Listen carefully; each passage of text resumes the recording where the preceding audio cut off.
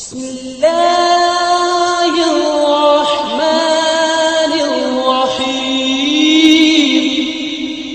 السلام علیکم ورحمۃ اللہ وبرکاتہ. نحمده ونصلی علی رسولہ الکریم. اما بعد. آج کا سبق سن لیجئے. آج کے سبق کی سرخی ہے رمضان کی فضیلت، پارٹ نمبر 3. روزے کے بھی درجات ہوتے ہیں.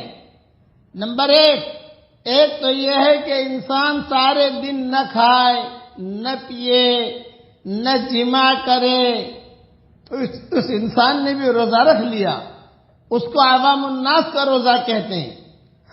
نمبر 2 دوسرا اس سے بلند درجے کا روزہ ہے، اس کو خواص کا روزہ کہتے ہیں. خاص لوگوں کا روزہ، اولیاء کا روزہ، صالحین کا روزہ. یہ وہ لوگ ہوتے ہیں جو کھانے پینے اور میاں بیوی والے کام سے تو پرہیز کرتے ہی ہیں، مزید یہ کہ اپنے جسم کے اعضاء کو گناہوں سے بچاتے ہیں، لہذا ان کا روزہ اور بلند درجے کا ہوتا ہے. نمبر 3 اور ایک تیسرا درجہ ہے جس کو عارفین کا روزہ کہتے ہیں، اخص الخواص کا روزہ، بہت ہی بڑے اولیاء کا روزہ، عارفین کا روزہ. یہ وہ لوگ ہیں جو کھانے پینے جماع سے بھی پرہیز کرتے ہیں، جسم کے اعضاء کو گناہوں سے بھی بچاتے ہیں، اور سارے دن میں ایک لمحہ بھی اپنے دل کو اللہ سے غافل نہیں ہونے دیتے. یہ سب سے اعلیٰ درجہ کا روزہ ہے. مرتبے میں فرق ہے. میں مثال دیتا ہوں. دیکھیے 1 من وزن لوہے کا ہے اور یہی 1 من وزن چاندی کا ہے، یہی 1 من وزن سونے کا ہے. تو وزن تو ایک جیسا ہی ہے، 1 من ہی ہے، لیکن 1 من لوہے کی قیمت اور ہے، اور 1 من چاندی کی قیمت اور ہے، اور 1 من سونے کی قیمت کچھ اور ہے. تو روزہ تو سب نے دن میں ایک ہی رکھا، مگر جس نے عام لوگوں کا روزہ رکھا اس کو لوہے کا بھاؤ دیں گے، جس نے صالحین کا روزہ رکھا اس کو چاندی کا بھاؤ دیں گے، اور جس نے عارفین کا روزہ رکھا اس کو سونے کا بھاؤ عطا کریں گے.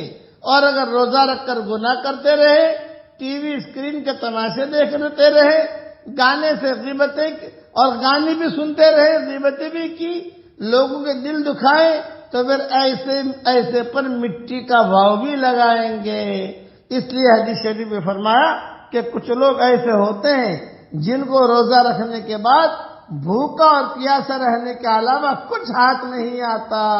تو ہمیں چاہیے اب ہم اپنے روزے کو کامل درجے کا روزہ بنائیں. یہ ذہن میں رکھنا. اب پڑھ لیجئے میرے ساتھ. یہ دین پر استقامت اور اچھے خاتمے کے لیے ایک قرآنی دعا دھیان سے پڑھیے. ربنا لا تزغ قلوبنا بعد اذ هديتنا وهب لنا من لدنك رحمة انك انت الوهاب. اے ہمارے پیارے رب، ہمارے دلوں کو نہ پھیر جبکہ تو ہم کو ہدایت دے چکا، اور ہم کو اپنے پاس سے رحمت دے، بے شک تو ہی سب کچھ دینے والا ہے. یہ دعا کے پڑھنے کا، مانگنے کا خوب اہتمام کریں. جو بھی اس دعا کو دھیان سے پڑھتا رہے گا یا پڑھتی رہے گی، اللہ دین پر استقامت دیں گے. اور اچھے خاتمے کے لیے بہترین دعا ہے کہ اللہ تعالیٰ دنیا بھی ہماری سجا دیں گے، مرنے کے بعد بھی اللہ تعالیٰ ہمیں کامیاب کریں گے. اس لیے دعاؤں کا خوب اہتمام کرنا چاہیے.